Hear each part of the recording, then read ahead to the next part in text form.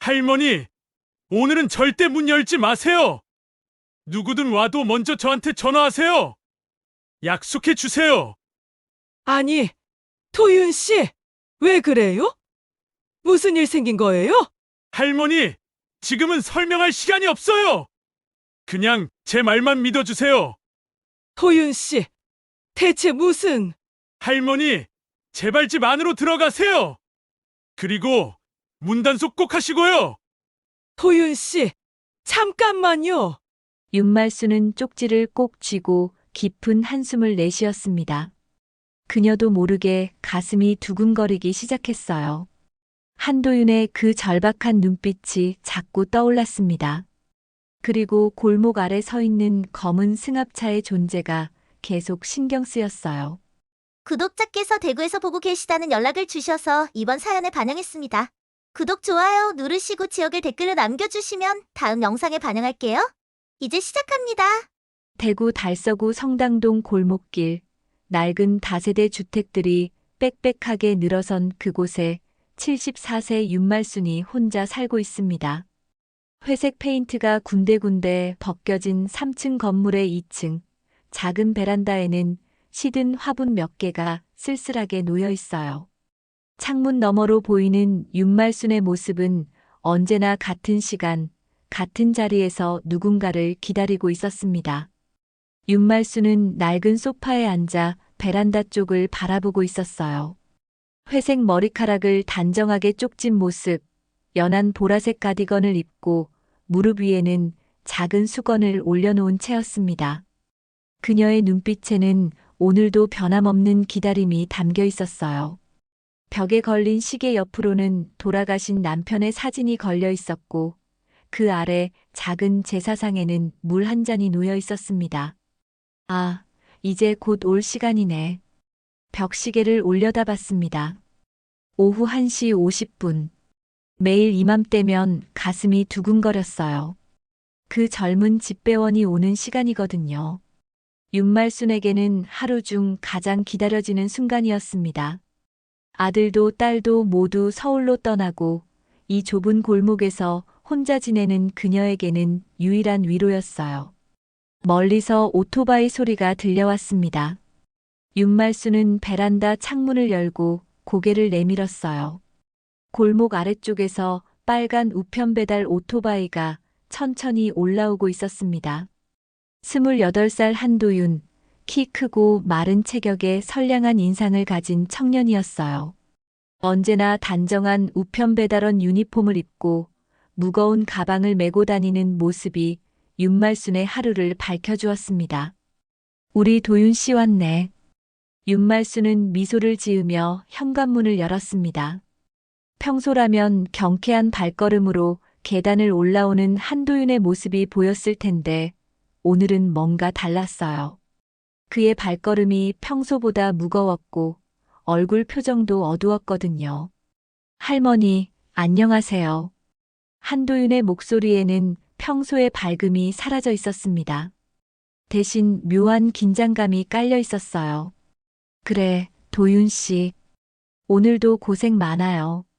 우편 있나요? 네, 있긴 한데. 한도윤은 가방을 뒤적이면서도 계속 주변을 두리번거렸습니다. 이마에는 식은땀이 맺혀 있었어요. 평소 여유로운 모습과는 전혀 달랐습니다. 그의 손이 미세하게 떨리고 있는 것을 윤말순도 눈치챘어요. 도윤 씨, 왜 그래요? 몸이 안 좋아요? 아니에요. 그런데 할머니. 한도윤은 우편물을 건네면서도 시선은 계속 골목 아래쪽을 향하고 있었어요. 마치 누군가 따라오는지 확인하는 것 같았습니다. 그의 눈빛에는 말할 수 없는 불안이 서려 있었어요. 할머니, 오늘은 절대 문 열지 마세요. 네. 윤말순은 눈을 동그랗게 뜨며 되물었습니다. 갑작스러운 경고에 당황스러웠어요. 평소 다정하고 예의 바른 한도윤이 이런 말을 할 리가 없었거든요. 누구든 와도 먼저 저한테 전화하세요. 약속해 주세요. 한도윤의 목소리에는 절박함이 섞여 있었습니다. 그의 손가락이 우편물을 쥔 채 계속 떨리고 있었어요. 아니, 도윤 씨. 왜 그래요? 무슨 일 생긴 거예요? 윤말순의 목소리에 불안이 스며들기 시작했습니다. 평소 밝고 다정했던 한도윤의 모습과는 너무 달랐거든요. 그의 얼굴에는 두려움이 역력히 드러나 있었습니다. 혹시 이 동네에 무슨 일이라도. 할머니, 지금은 설명할 시간이 없어요. 그냥 제 말만 믿어주세요. 한도윤은 작은 쪽지를 윤말순의 손에 꼭 쥐어주었습니다. 종이가 구겨질 정도로 꽉 잡은 그의 손에는 힘이 들어가 있었어요. 손바닥에서는 축축한 땀이 느껴졌습니다. 제 번호예요. 꼭 기억해 두세요. 쪽지를 받아든 윤말순은 한도윤의 얼굴을 자세히 들여다봤습니다. 그의 눈가에는 밤새 잠을 못 잔 듯한 다크서클이 있었고 입술은 바짝 말라 있었어요. 도윤 씨, 대체 무슨... 죄송해요. 지금은 말씀드릴 수 없어요. 그냥 오늘 하루만이라도 조심하세요. 한도윤은 다시 한번 골목 아래를 살펴봤습니다. 그의 시선이 머무는 곳을 따라 윤말순도 고개를 돌렸어요. 골목 입구 쪽에 검은색 승합차 한 대가 서 있는 게 보였습니다. 평소에는 없던 차였어요. 저 차 말이에요? 할머니, 너무 자세히 보지 마세요. 한도윤이 급하게 말렸습니다. 그의 목소리에는 공포가 섞여 있었어요. 혹시 저 사람들이... 할머니, 제발 집 안으로 들어가세요. 그리고 문단속 꼭 하시고요. 한도윤은 서둘러 오토바이에 올라탔습니다. 평소라면 할머니와 더 이야기를 나누며 차 한 잔이라도 함께 했을 텐데 오늘은 완전히 달랐어요. 그럼 저 먼저 가볼게요.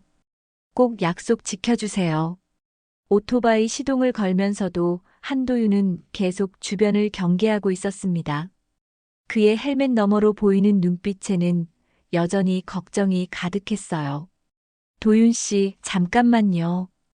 윤말순이 부르려는 순간 한도윤은 이미 골목을 빠져나가고 있었습니다.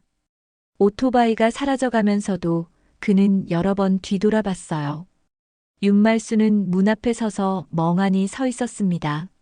손안에 쪽지를 펼쳐보니 한도윤의 핸드폰 번호가 또박또박 적혀 있었어요. 하지만 평소 단정한 글씨체와 달리 급하게 쓴 듯 삐뚤빼뚤했습니다. 이상하네. 도대체 무슨 일이길래. 집 안으로 들어가면서도 윤말순의 마음은 편치 않았어요. 수십 년간 이 동네에서 살면서 이런 경고를 받아본 적이 없었거든요. 더구나 평소 그렇게 다정했던 한도윤이 그런 표정을 짓는 걸 본 것도 처음이었습니다.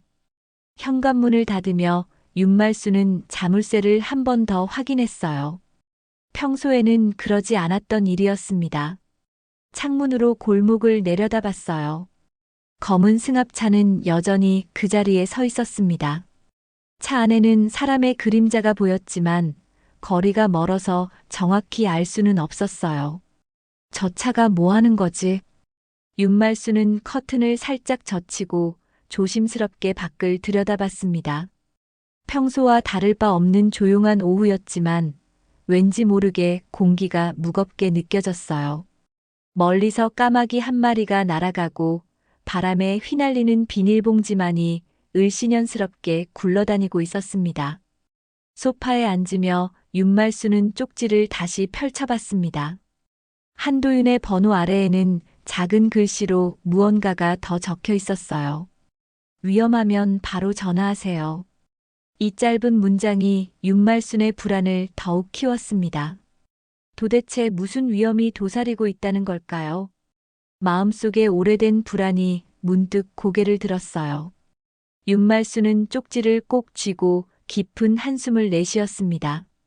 그녀도 모르게 가슴이 두근거리기 시작했어요. 한도윤의 그 절박한 눈빛이 자꾸 떠올랐습니다. 그리고 골목 아래 서 있는 검은 승합차의 존재가 계속 신경 쓰였어요.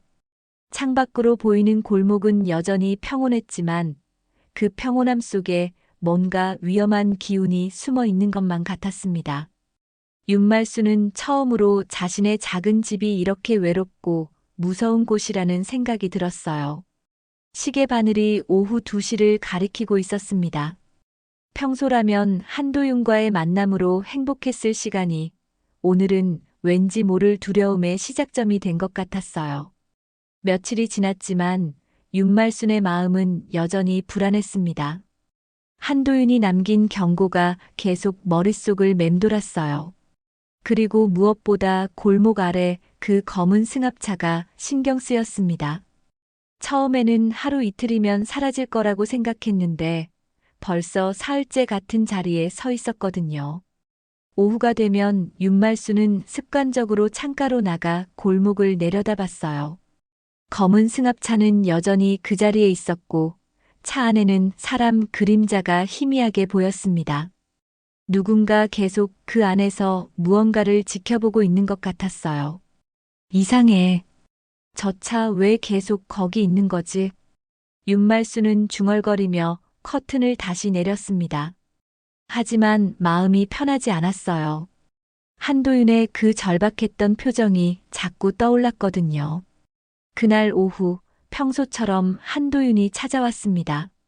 하지만 그의 표정은 며칠 전보다 더 어두워져 있었어요. 눈 아래 다크서클이 더 짙어졌고 얼굴도 많이 야위어 보였습니다. 할머니, 안녕하세요. 도윤 씨, 많이 피곤해 보여요. 밥은 제대로 먹고 다녀요? 네, 괜찮아요. 그런데 할머니.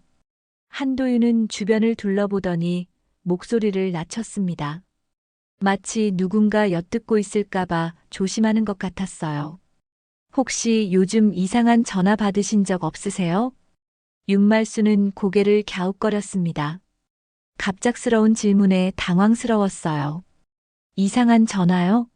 무슨 보이스피싱이나 아니면 모르는 사람이 할머니 개인정보를 물어보거나. 한도윤의 목소리에는 간절함이 섞여 있었습니다. 그의 눈빛을 보니 정말 심각한 상황인 것 같았어요. 아니요, 그런 전화는 없었어요. 워낙 전화도 안 오는 집이라서요. 윤말수는 손사래를 치며 웃어봤지만 한도윤의 표정은 여전히 굳어 있었어요. 그럼 다행인데. 혹시 우편함이나 현관문 주변에서 이상한 점 못 보셨어요? 우편함이요? 그 말을 듣고 보니 생각나는 게 있었어요. 어제 우편함을 열어봤을 때 안쪽에 작은 흠집이 나 있었거든요. 처음에는 그냥 넘어갔는데 지금 생각해보니 이상했습니다. 아, 그러고 보니 우편함 안쪽에 흠집이 좀 있더라고요. 언제 생긴 건지. 한도윤의 얼굴이 급격히 굳어졌습니다. 그의 주먹이 무의식적으로 꽉 쥐어졌어요. 흠집이요? 언제부터요? 글쎄요, 정확히는 모르겠어요. 어제 발견했는데. 할머니, 혹시 현관문 비밀번호 아는 사람 있어요? 갑작스러운 질문에 윤말수는 잠시 당황했습니다. 비밀번호를 아는 사람이라고 해봐야 별로 없었거든요. 글쎄요, 자식들이야 알고 있고. 왜 그런 걸 물어봐요? 혹시 남편분 생일로 설정하셨나요? 윤말수는 깜짝 놀랐습니다. 어떻게 한도윤이 그걸 알고 있는 거죠? 어떻게 알았어요? 할머니, 그거 위험해요. 비밀번호 바꾸셔야 해요. 한도윤의 목소리가 단호해졌습니다. 그의 표정에는 절박함이 가득했어요. 위험하다니, 뭐가 위험하다는 거예요? 요즘 독거 어르신들을 노리는 범죄자들이 있어요. 미리 개인정보를 수집해서. 한도윤은 말을 하다가 멈췄습니다. 마치 너무 많은 것을 말하면 안 된다는 듯이요. 범죄자들이요? 윤말순의 목소리에 두려움이 스며들기 시작했습니다. 지금까지 이런 일과는 전혀 무관하게 살아왔는데 갑자기 범죄자 얘기가 나오니 실감이 나지 않았어요. 내가 가진 게 뭐가 있다고요? 걱정하지 말아요. 윤말수는 손사래를 치며 웃으려고 했지만 한도윤의 표정은 전혀 밝아지지 않았어요. 할머니, 이건 농담이 아니에요. 정말 위험할 수 있어요. 도윤 씨가 그렇게 말하니까 무서워지네요. 근데 정말 그런 일이 있을까요? 비밀번호부터 바꾸세요. 남편분 생일 말고 다른 걸로요. 한도윤의 목소리에는 타협의 여지가 없었습니다. 그의 눈빛을 보니 정말 심각한 상황인 것 같았어요. 윤말수는 잠시 망설였습니다. 남편의 생일로 설정한 비밀번호를 바꾸는 게 쉽지 않았거든요. 그 번호에는 추억이 담겨 있었어요. 근데 다른 번호로 바꾸면 깜빡할 것 같은데. 할머니, 제발요. 생명이 더 소중하잖아요. 한도윤의 간절한 부탁에 윤말수는 마음이 흔들렸습니다. 그의 표정을 보니 정말 절박한 것 같았어요. 그럼, 뭐로 바꿀까요? 간단한 숫자로요. 제가 도와드릴게요. 한도윤은 안도의 표정을 지었습니다. 하지만 여전히 주변을 경계하는 눈빛은 변하지 않았어요. 비밀번호를 바꾸는 동안 윤말수는 한도윤을 유심히 관찰했습니다. 그의 손이 계속 떨리고 있었고 자꾸 시계를 보며 조급해하고 있었어요. 도윤 씨, 정말 괜찮아요? 무슨 일 있으면 말해봐요. 할머니, 저는 괜찮아요. 할머니만 조심하시면 돼요. 한도윤은 비밀번호 변경을 마치고 나서야 조금 안심하는 표정을 지었습니다. 그리고 할머니, 모르는 사람이 찾아와도 절대 문 열지 마세요. 아무리 그럴듯한 핑계를 대도요. 네, 알겠어요. 특히 가스 검침원이나 수도 검침원이라고 해도 믿지 마세요. 요즘 그런 식으로 속이는 경우가 많아요. 한도윤의 구체적인 경고에 윤말수는 점점 불안해졌습니다. 이런 얘기들이 현실적으로 다가오기 시작했어요. 근데 진짜 검침원이 오면 어떻게 구별해요? 한국가스공사나 수도사업소에 직접 전화해서 확인하세요. 그리고 신분증을 꼼꼼히 확인하고요. 한도윤은 자세한 주의사항들을 알려줬습니다. 마치 이런 일에 대해 미리 공부를 해온 것 같았어요. 내 집은 내가 잘 알죠. 그래도 이렇게 신경 써줘서 고마워요. 윤말순의 말에는 약간의 불편함이 섞여 있었습니다. 너무 과하게 걱정하는 것 같았거든요. 할머니, 정말 조심하세요. 그리고 이상한 일 있으면 바로 저한테 연락하세요. 한도윤은 다시 한번 당부하며 오토바이에 올라탔습니다. 그의 얼굴에는 여전히 걱정이 가득했어요. 오토바이가 사라진 후 윤말수는 창문으로 골목을 내려다봤습니다. 검은 승합차는 여전히 그 자리에 있었어요. 그리고 이상하게도 한도윤이 지나간 후에 차 안에서 사람이 내리는 게 보였습니다. 저 사람들이 도윤 씨를. 윤말순의 가슴이 두근거리기 시작했습니다. 혹시 한도윤이 위험에 빠진 건 아닐까요? 저녁이 되자 한도윤이 다시 찾아왔습니다. 이번에는 우편 배달이 아니라 개인적으로 온 것 같았어요. 그의 얼굴에는 더욱 심각한 표정이 떠 있었습니다. 할머니, 죄송한데 잠깐 들어가도 될까요? 그럼요, 들어와요. 한도윤은 집 안을 둘러보더니 창문 쪽으로 다가갔습니다. 커튼을 살짝 젖히고 아래를 내려다봤어요. 저 차 계속 있네요. 도윤 씨도 봤구나. 며칠째 저기 있어요. 할머니, 정말 위험할 수 있어요. 오늘 밤은 특히 조심하세요. 한도윤의 목소리에는 절박함이 섞여 있었습니다. 그의 손이 주먹을 쥐었다 폈다를 반복하고 있었어요. 도윤 씨, 도대체 무슨 일인지 말해줘요. 이렇게 불안하게 하지 말고요. 할머니, 지금은 말씀드릴 수 없어요. 그냥 제 말만 믿어주세요. 한도윤은 안타까운 표정을 지었습니다. 뭔가 말하고 싶지만 할 수 없는 사정이 있는 것 같았어요. 혹시 모르니까 제 번호 속도 다이얼에 넣어두세요. 위급하면 바로 누르실 수 있게요. 한도윤은 윤말순의 핸드폰을 들여다보며 설정을 도와줬습니다. 그의 손이 계속 떨리고 있었어요. 그리고 할머니, 이거 가지고 계세요. 한도윤은 주머니에서 작은 호신용 스프레이를 꺼냈습니다. 이건 뭐예요? 호신용이에요. 위급할 때 쓰세요. 윤말순은 그제야 상황이 얼마나 심각한지 깨달았습니다. 한도윤이 이런 것까지 준비해 온 걸 보니까요. 도윤 씨, 정말 무서워요. 무슨 일이 일어나는 거예요? 할머니, 제가 지켜드릴게요. 걱정하지 마세요. 한도윤의 말에는 결연함이 담겨 있었습니다.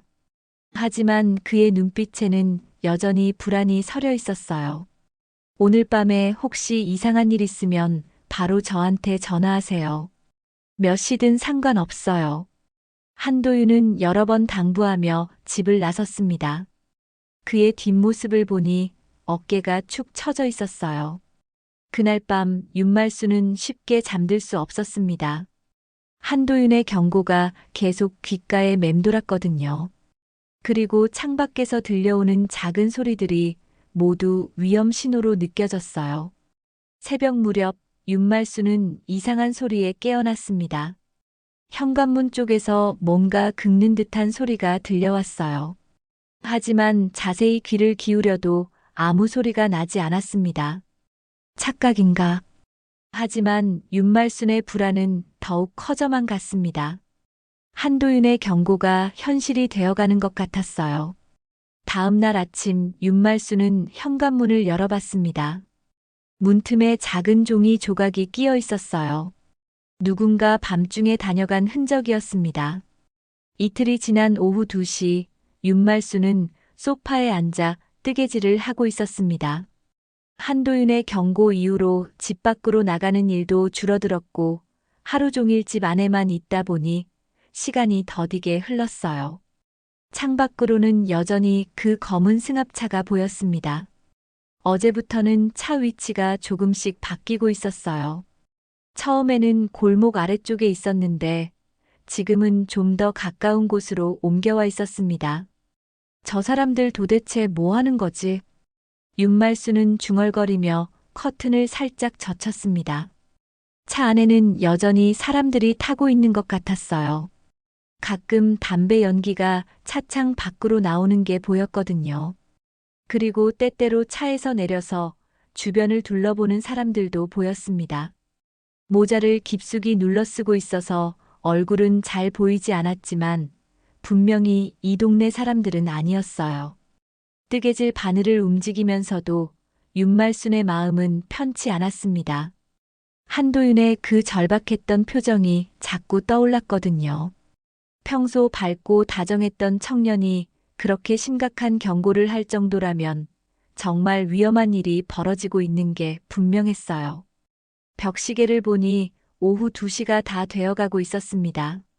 평소라면 한도윤이 올 시간이었는데 오늘은 보이지 않았어요. 혹시 무슨 일이라도 생긴 건 아닐까 싶어서 걱정이 되기 시작했습니다. 그때였습니다. 갑자기 현관문을 두드리는 소리가 들려왔어요. 쿵쿵거리는 소리가 생각보다 컸습니다. 평소 한도윤이 노크하는 소리와는 전혀 달랐어요. 더 거칠고 급했거든요. 윤말순은 깜짝 놀라며 뜨개질 바늘을 떨어뜨렸습니다. 바늘이 바닥에 떨어지는 소리가 조용한 집 안에 크게 울렸어요. 누구세요? 윤말순은 조심스럽게 물었습니다. 한도윤의 경고가 떠올라서 함부로 문에 가까이 가지 않았어요. 가스 점검 나왔습니다. 빨리 열어주세요. 남자의 목소리가 문 밖에서 들려왔습니다.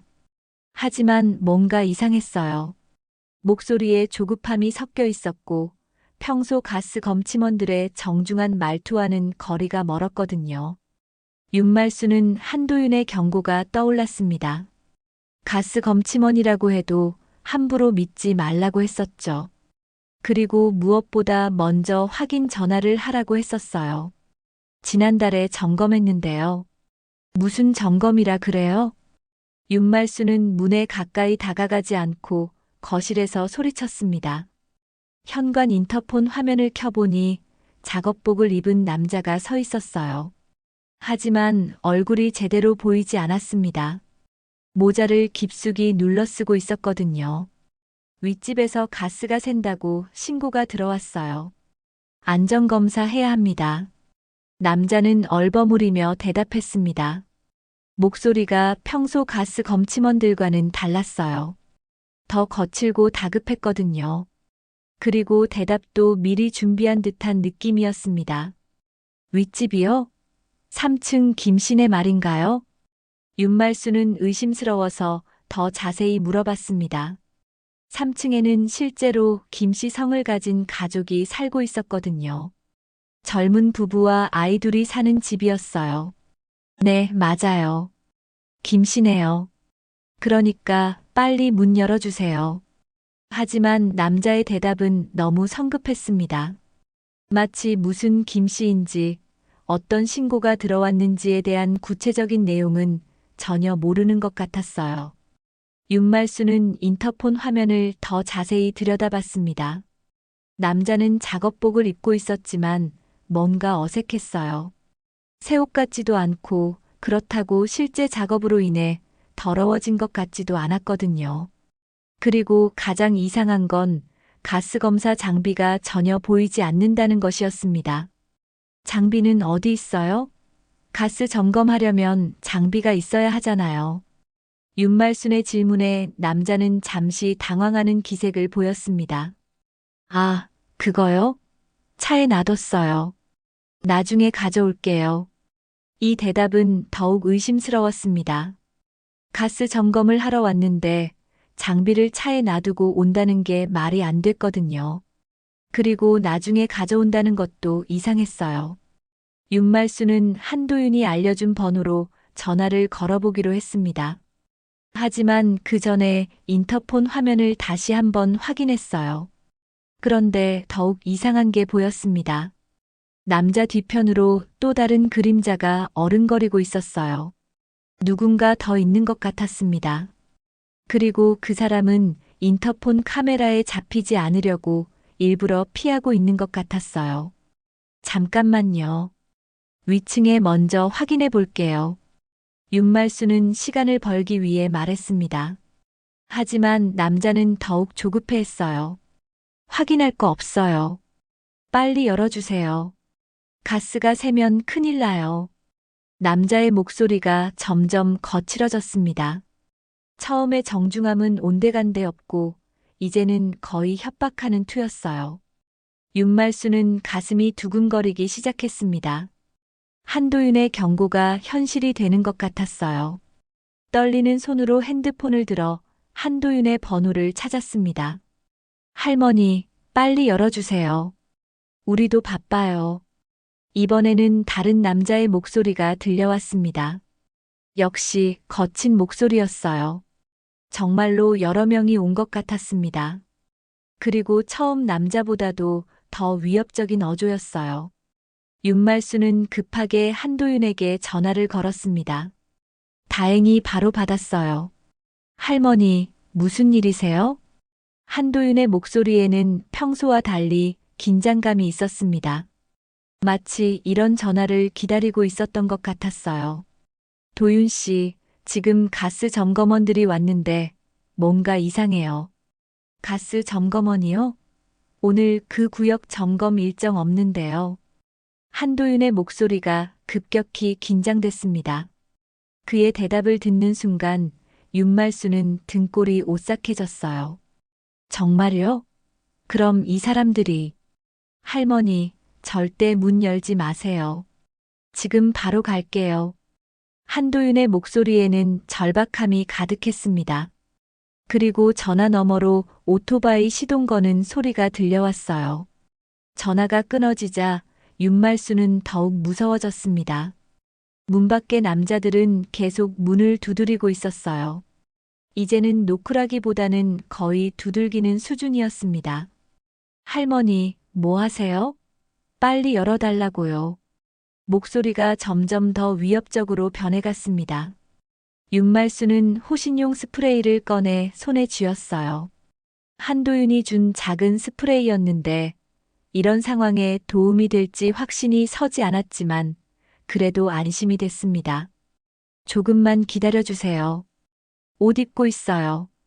윤말수는 시간을 벌기 위해 거짓말을 했습니다. 하지만 남자들은 더 이상 기다려주지 않을 것 같았어요. 할머니, 지금 당장 열어주세요. 안 그러면 억지로라도 들어갈 거예요. 이제는 완전히 협박이었습니다. 윤말수는 온몸이 떨렸어요. 혼자 사는 노인을 상대로 이렇게 나올 수 있다는 게 믿어지지 않았거든요. 인터폰 화면을 다시 보니 남자들이 문을 만지작거리고 있었습니다. 마치 억지로 열려고 하는 것 같았어요. 손에 뭔가 도구 같은 것도 들고 있는 것 같았습니다. 이 집 혼자 산다는 거 다 알아요. 당장 문 열어요. 이제는 대놓고 위협을 가하고 있었습니다.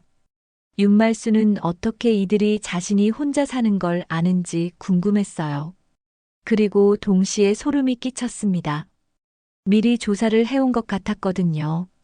문이 흔들리는 소리가 들려왔습니다. 정말로 억지로 열려고 하는 것 같았어요.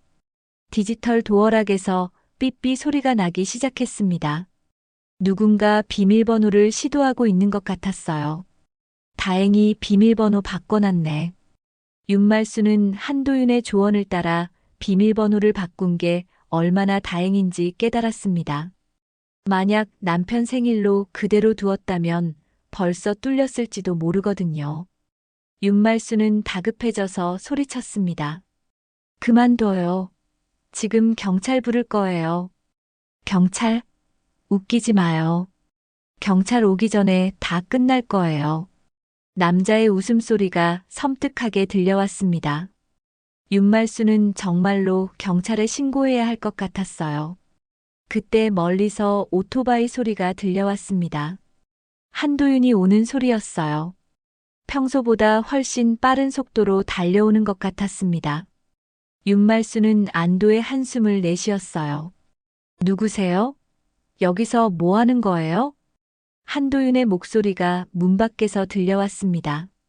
평소보다 훨씬 단호하고 강한 어조였어요. 가스 점검 중이니까 상관하지 마세요. 남자들의 목소리에서 당황함이 느껴졌습니다. 오늘 이 구역은 점검 일정 없어요. 신분증 제대로 보여주세요. 한도윤의 목소리가 더욱 단호해졌습니다. 뭐? 신분증? 남자들이 당황하는 소리가 뚜렷하게 들려왔어요. 가스공사 직원이라면 신분증이 있을 텐데요.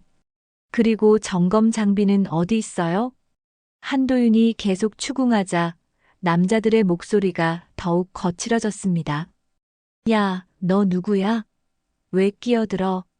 저는 이 동네 집배원이에요. 그리고 할머니 보호자이기도 하고요. 한도윤의 목소리에는 의연함이 있었습니다. 하지만 윤말수는 걱정이 됐어요. 한도윤 혼자서 여러 명을 상대할 수 있을지 모르겠거든요. 보호자? 웃기네.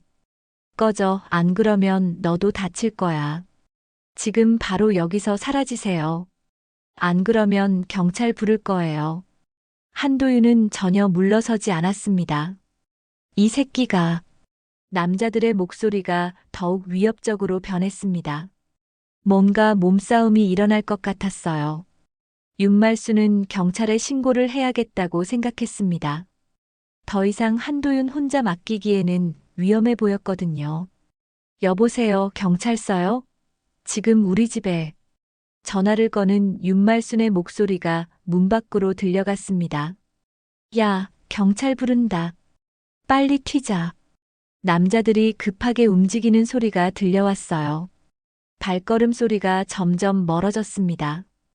곧 경찰 사이렌 소리가 들려왔고 남자들은 허겁지겁 도망쳤습니다. 한도윤이 뒤쫓아가는 발걸음 소리도 들렸어요. 경찰 사이렌이 골목에 울려 퍼지고 남자들이 도망친 지 한참이 지나서야 윤말수는 현관문을 열 수 있었습니다. 문 밖에는 한도윤이 서 있었는데 그의 모습이 평소와는 완전히 달랐어요.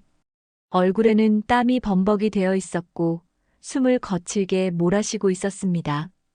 우편 배달원 유니폼도 여기저기 흐트러져 있었고 오른쪽 볼에는 붉은 자국이 선명했어요.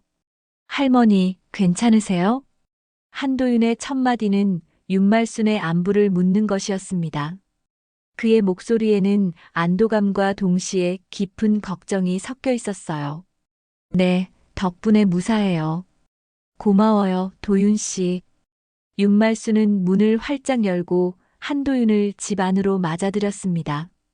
그의 얼굴을 자세히 보니 입술 끝이 약간 터져 있었고 오른쪽 볼에 붉은 자국이 더 선명하게 보였어요. 도윤 씨, 다쳤어요? 볼이 빨갛게. 아, 이거요? 그놈들 중 한 명이 저를 밀쳤어요. 도망가면서 주먹으로 한 대 날리고 갔거든요. 한도윤은 볼을 만지며 씁쓸하게 웃었습니다.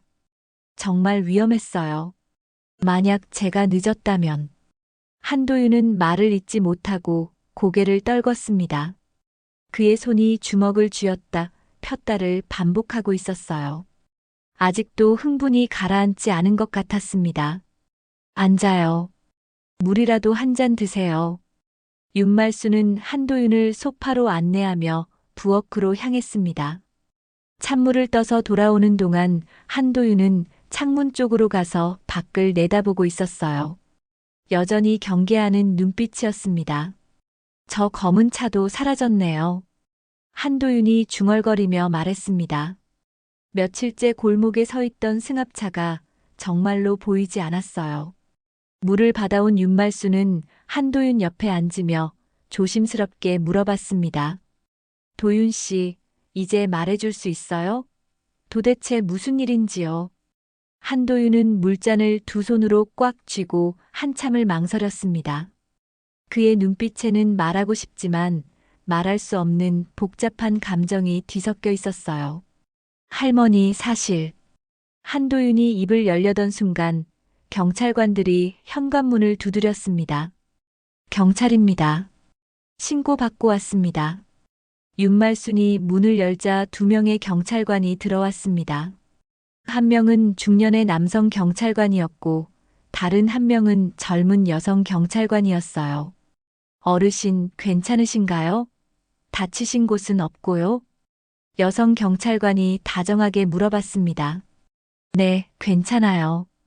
이 청년이 도와줘서 무사했어요. 윤말순은 한도윤을 가리키며 말했습니다. 저는 한도윤입니다. 이 동네 집배원이에요. 한도윤이 자신을 소개하자 남성 경찰관이 수첩을 꺼내 들었습니다. 상황을 자세히 설명해 주시겠어요? 경찰관의 질문에 윤말순은 처음부터 차근차근 설명했습니다. 가스 점검원이라고 속이며 문을 열라고 했던 일 한도윤이 와서 그들을 쫓아낸 일까지 모든 걸 말했어요. 범인들의 특징을 기억하시나요? 인터폰 화면으로 봤는데 모자를 깊숙이 눌렀어서 얼굴은 잘 안 보였어요. 작업복을 입고 있었고요. 몇 명 정도였나요?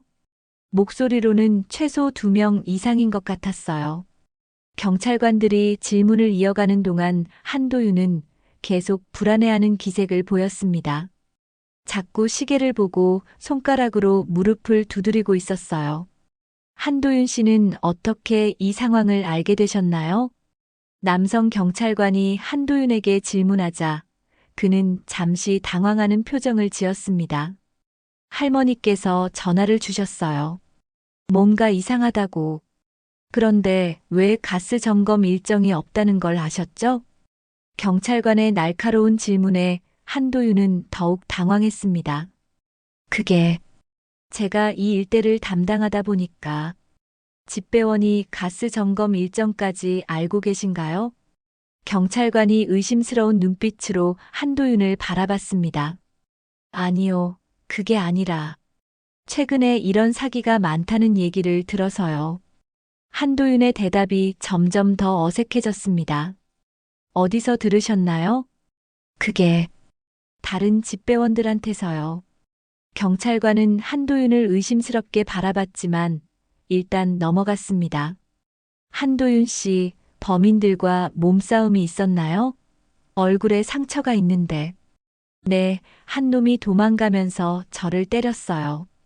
다른 목격자는 없었나요? 아니요, 저 혼자였어요. 경찰관이 계속 질문을 이어가자 한도윤은 점점 더 불편해했습니다. 요즘 이런 사기가 정말 많아요. 특히 독거 어르신들을 노리는 경우가 많거든요.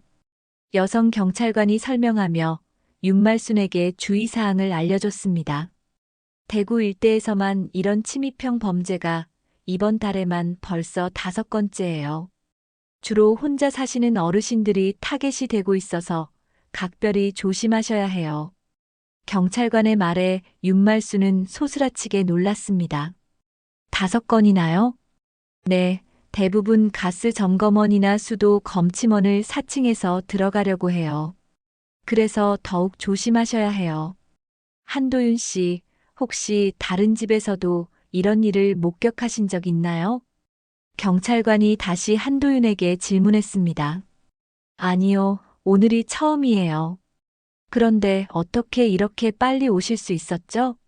전화 받고 몇 분 만에 오신 것 같은데. 근처에 있었어요. 다른 집에 배달하고 있었거든요.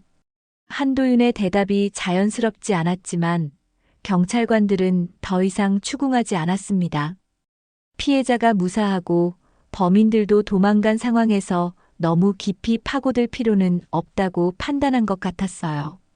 경찰관들은 현장을 살펴보고 몇 가지 증거를 수집한 후 돌아갔습니다. 문에서 지문을 채취하고 인터폰 영상도 확인해 갔어요. 경찰관들이 떠나고 나자 집안은 다시 조용해졌습니다. 하지만 분위기는 전혀 평온하지 않았어요. 한도윤은 여전히 불안해하고 있었고 윤말순도 마음이 편치 않았습니다. 도윤 씨, 경찰관한테 거짓말한 거 맞죠? 윤말순의 직접적인 질문에 한도윤은 더 이상 피할 수 없다는 표정을 지었습니다.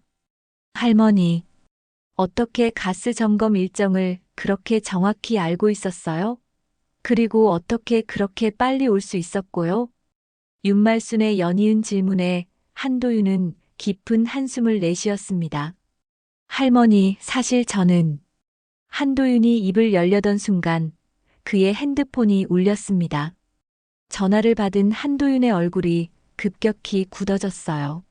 네, 알겠습니다. 네, 성공했어요. 지금 바로 갈게요. 전화를 끄는 한도윤이 급하게 일어났습니다. 할머니, 죄송해요. 급한 일이 생겨서.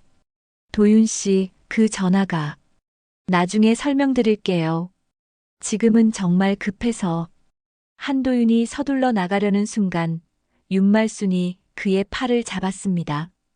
도윤 씨, 당신 정체가 뭐예요? 한도윤은 윤말순의 눈을 똑바로 바라보며 말했습니다. 할머니를 지키려는 사람이에요. 그것만은 진짜예요.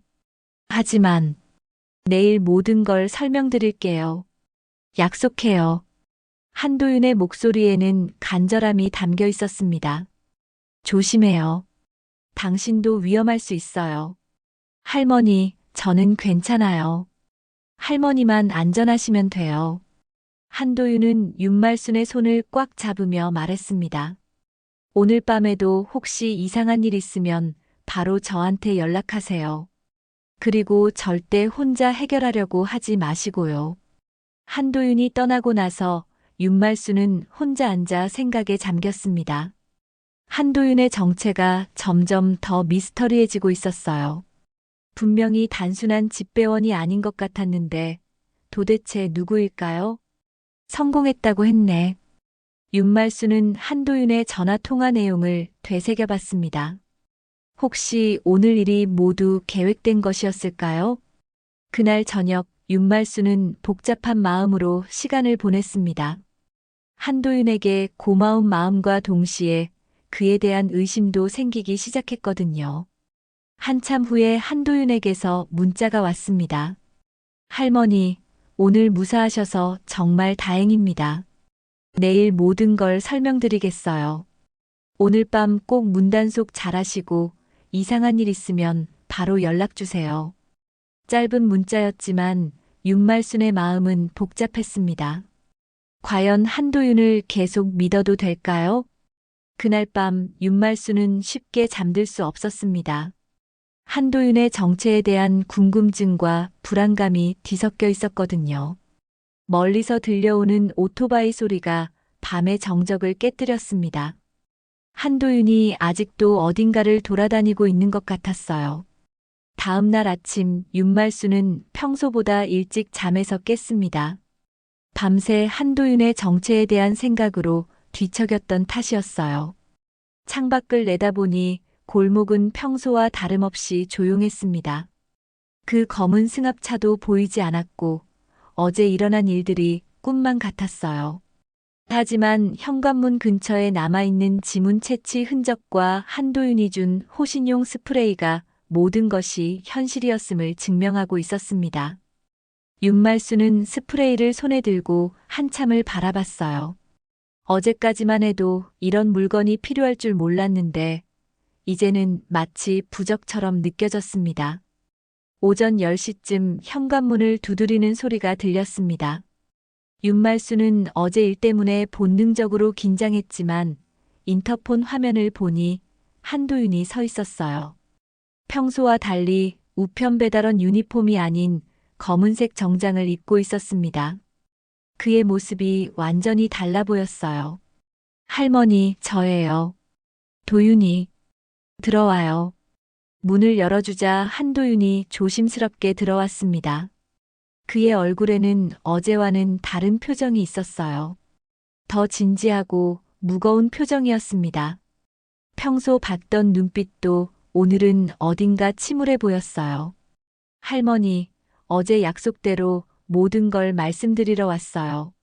한도윤은 소파에 앉으며 깊은 숨을 들이마셨습니다. 그의 손이 무릎 위에서 떨리고 있는 게 보였어요. 사실 저는 단순한 집배원이 아니에요. 윤말순은 이미 예상하고 있던 말이었지만 직접 듣고 보니 가슴이 두근거렸습니다. 한편으로는 안도감도 들었어요. 드디어 진실을 들을 수 있다는 생각에 말이에요. 그럼 뭐예요? 저는 대구지방경찰청 소속 형사예요. 특별수사팀에서 일하고 있고요. 한도윤은 주머니에서 경찰 신분증을 꺼내 보여줬습니다. 한도윤이라는 이름은 같았지만 직업란에는 경찰관이라고 적혀 있었어요. 사진 속의 한도윤은 지금보다 더 날카로운 인상이었습니다. 형사라고요? 윤말순의 목소리에는 놀라움과 동시에 뭔가 이해가 된다는 듯한 어조가 섞여 있었어요. 네, 독거 어르신들을 대상으로 한 조직적 사기 사건을 수사하고 있어요. 윤말순은 깜짝 놀라며 한도윤을 다시 바라봤습니다. 그동안 자신을 지켜준 다정한 집배원이 사실은 경찰이었다니 믿기지 않았어요. 하지만 동시에 모든 것이 설명되는 것 같았습니다. 그럼 집배원 일은 위장 수사였어요. 범인들이 미리 동네를 정찰하고 독거 어르신들을 파악하거든요. 그래서 저희도 집배원으로 위장해서 수사를 진행했습니다. 한도윤의 설명에 윤말순은 점점 상황을 이해하기 시작했습니다. 그래서 그렇게 자세히 알고 있었구나 싶었어요. 그럼 처음부터 나를. 네, 할머니가 타겟 중 한 분이라는 걸 알고 있었어요. 그래서 미리 경고를 드린 거고요. 한도윤의 말에 윤말순은 복잡한 기분이 들었습니다. 한편으로는 고마웠지만 다른 한편으로는 자신이 미끼 역할을 한 것 같아서 기분이 이상했어요. 그런데 왜 진작에 말해주지 않았어요? 윤말순의 질문에 한도윤은 잠시 망설였습니다.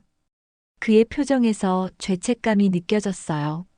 수사상 기밀이기도 했고 또 할머니가 불안해하실까 봐서요. 하지만 할머니를 지키고 싶은 마음은 진짜였어요. 한도윤의 진심 어린 말에 윤말순의 마음이 누그러졌습니다. 그의 눈빛을 보니 정말 진심이라는 게 느껴졌거든요. 그럼 어제 그 사람들은 범인들 맞아요. 저희가 몇 달째 추적하고 있던 조직이에요. 한도윤은 주머니에서 작은 수첩을 꺼내며 설명했습니다. 수첩에는 빽빽하게 메모가 적혀 있었어요. 이들은 대구 전역에서 독거 어르신들을 상대로 사기를 치고 있어요. 미리 정보를 수집해서 타겟을 정하고 가스 점검이나 수도 검침을 핑계로 집에 들어가려고 하죠. 그럼 나만 노린 게 아니었구나. 네, 할머니 말고도 여러분들이 피해를 당했어요. 벌써 10여 명의 어르신들이 당하셨거든요. 한도윤의 말에 윤말수는 등골이 오싹해졌습니다. 자신도 그 피해자 중 하나가 될 뻔했다니 말이에요. 그때 한도윤의 핸드폰이 울렸습니다. 전화를 받은 한도윤의 얼굴이 점점 밝아졌어요. 네, 정말요? 네, 알겠습니다. 수고하셨어요. 전화를 끄는 한도윤이 윤말순을 향해 웃으며 말했습니다. 할머니, 방금 전화가 왔는데 범인들 모두 체포됐대요. 정말요? 네, 어제 할머니 집에서 채취한 지문을 토대로 수사를 진행했는데 오늘 새벽에 일망타진했어요. 주범 3명, 공범 2명 모두 검거됐습니다. 윤말수는 가슴이 후련해졌습니다. 이제 더 이상 그런 위험에 노출되지 않아도 된다는 생각에 안도의 한숨이 나왔어요. 다행이네요. 다른 할머니들도 이제 안전하겠어요. 네, 그분들이 더 이상 피해를 당하지 않을 거예요. 할머니 덕분이에요. 한도윤의 목소리에도 뿌듯함이 묻어났습니다. 내가 뭘 했다고. 할머니가 용기를 내서 신고해 주시고 끝까지 문을 열지 않으셨잖아요. 그래서 저희가 현장을 잡을 수 있었어요. 한도윤의 말에 윤말수는 자신도 모르게 뿌듯해졌습니다. 그런데 도윤 씨, 앞으로는 어떻게 되는 거예요? 계속 집배원 일을 하나요? 윤말순의 질문에 한도윤은 잠시 망설였습니다. 그의 표정이 다시 어두워졌어요. 사실 이 사건이 끝나면 원래 부서로 돌아가야 해요. 강력계로 복귀할 예정이거든요. 그럼 더 이상 못 보는 건가요? 윤말순의 목소리에 아쉬움이 섞였습니다. 비록 짧은 시간이었지만 한도윤은 그녀에게 소중한 존재가 되어 있었거든요. 아니에요. 개인적으로 계속 뵐 수 있어요. 사실 저도 할머니를 계속 뵙고 싶어요. 한도윤의 대답에 윤말수는 안도했습니다. 그런데 도윤 씨, 어제 어머니 얘기했잖아요. 그것도 거짓말이었어요? 한도윤의 표정이 갑자기 어두워졌습니다. 그의 눈가에 눈물이 맺히기 시작했어요. 아니에요. 그건 진짜예요. 한도윤의 목소리가 떨리기 시작했습니다. 저희 어머니는 정말 이런 사건 때문에 돌아가셨어요. 작년 부산에서요. 그럼 그 일 때문에 제가 이 일을 하게 된 거예요. 어머니 같은 분들이 더 이상 생기지 않게 하고 싶어서요. 한도윤의 눈에서 눈물이 흘러내렸습니다. 윤말수는 그의 모습을 보며 가슴이 아팠어요. 저희 어머니는 혼자 사셨는데 어느 날 그런 사람들이 찾아갔어요. 처음에는 가스 점검이라고 하더니 나중에는 돈을 요구하고 협박까지 했대요. 윤말수는 한도윤의 손을 꽉 잡아줬습니다. 그의 손이 차갑게 식어 있었어요. 어머니가 너무 무서워하시다가 심장마비로 쓰러지셨어요. 병원으로 이송했지만 결국 한도윤은 더 이상 말을 잇지 못했습니다. 목이 메어서 소리가 나오지 않았어요. 그래서 경찰이 된 거예요? 원래 경찰이었는데 어머니 일 이후로 이런 사건 전담으로 지원했어요. 어머니를 지키지 못한 죄책감에 밤잠을 못 이뤘거든요. 윤말수는 한도윤의 마음을 이해할 수 있었습니다. 사랑하는 사람을 잃은 슬픔을 다른 사람들이 겪지 않게 하려는 마음 말이에요. 고생 많았겠어요. 할머니 덕분에 어머니 원수를 갚은 기분이에요. 한도윤은 윤말순의 손을 꽉 잡으며 말했습니다. 도윤 씨는 많은 사람들을 지킨 영웅이에요. 윤말순의 따뜻한 말에 한도윤의 마음이 위로됐습니다. 할머니, 앞으로도 가끔 찾아뵐게요. 괜찮으시죠? 그럼요. 언제든 환영이에요. 사실 저도 할머니가 필요해요. 어머니를 잃고 나서 가족이라는 게 뭔지 잊고 살았거든요. 한도윤의 솔직한 고백에 윤말수는 가슴이 뭉클해졌습니다. 나도 마찬가지야. 자식들은 서울에 있고 혼자 지내다 보니 외로웠는데. 그럼 저희 진짜 가족이 되면 안 될까요? 한도윤의 제안에 윤말수는 눈물이 났습니다. 그럼요. 나도 그러고 싶어요. 며칠 후 한도윤이 어린 여자아이의 손을 잡고 찾아왔습니다. 대여섯 살 정도 되어 보이는 아이였는데 한도윤을 많이 닮았어요. 할머니, 제 딸 수진이에요. 수진아, 인사드려. 대구 할머니. 안녕하세요, 할머니. 작은 수진이가 정중하게 인사했습니다. 어머, 정말 예쁘네. 우리 수진이. 자주 놀러 와요. 내가 맛있는 거 해줄게요. 그날부터 한도윤과 수진이는 정기적으로 윤말순을 찾아오기 시작했습니다. 윤말순의 일상은 완전히 바뀌었어요. 더 이상 혼자가 아니었습니다. 주말이면 세 사람이 함께 장을 보러 가고 함께 요리를 해 먹으며 시간을 보냈습니다. 피는 이어지지 않아도 진심은 이어져요. 윤말순은 창밖을 바라보며 중얼거렸습니다. 매일 2시의 초인종은 이제 내 삶의 위로가 되었어요. 비록 한도윤이 더 이상 집배원이 아니지만 여전히 정해진 시간에 찾아와주는 그의 마음이 고마웠습니다. 혼자였던 74세의 삶에 이렇게 특별한 가족이 찾아올 줄 누가 알았을까요? 멀리서 들려오는 오토바이 소리도 이제는 반가웠습니다. 언젠가 다시 찾아올 한도윤의 소리 같았거든요. 오늘 이야기 어떠셨나요? 여러분의 생각과 느낌을 댓글로 적어주세요. 구독, 좋아요 눌러주시면 더 좋은 이야기로 보답드릴게요.